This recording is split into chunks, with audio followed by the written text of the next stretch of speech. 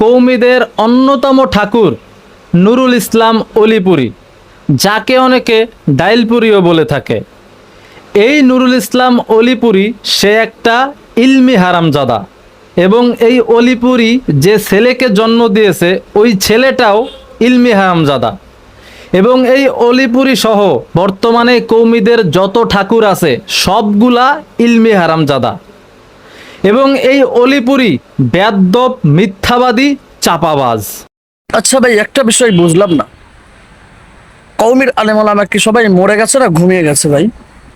কিছুদিন আগে দেখলাম এই বেয়াদবটা মুফতি মালিক সাহেবকে নিয়ে অকাট্য ভাষায় যা মুখে আসে তাই বললেন। এবার আবার অলিপুরি সাহেবকে নিয়ে শুরু করেছে। তাই আমি কওমি ঘরানার আলেম ওলামাদেরকে বলবো, এই জানোয়ারটার, এই বেয়াদবটার জবানটাকে এখনই রুখে দিতে হবে, না হলে দেখা যাবে আবার কিছুদিন পর আমাদের অন্য বড় আলেম ওলামাদেরকে নিয়ে এরকম অকাট্য ভাষায় গালিগালাজ করবে। তাই এখনই আমাদেরকে সাবধান হতে হবে, এই বেয়াদবটার জবানটাকে এখনই রুখে দিতে হবে।